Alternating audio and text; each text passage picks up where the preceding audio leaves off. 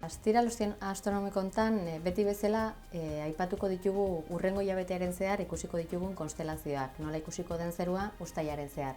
Ikusiko ditugu ere ilargiaren faseak eta planetaren egoera, non aurki dezakegun planeta bakoitza.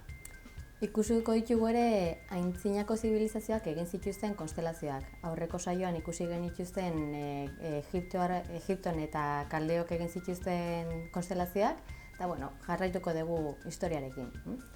Gero ikusiko ditugu ere Arantzadiko kideak, astronomiako kideak egin dituzten argazkiak, zeruanak, aurkeztuko ditugu eta azalpen txiki batzuk izango ditugu ere. Gero berrien artean komentatuko dugu Rosetta sonda, aipatuko dugu zein den bere egoera orain.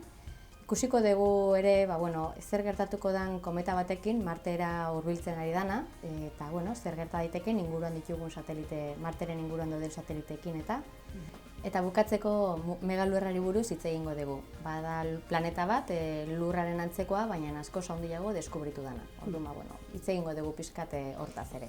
Eta hau dena, guzti hontaz hitz egingo dugu datorren ostiralean, ekainako 27, arratsaldeko 7 Arantzadeko egoitzan.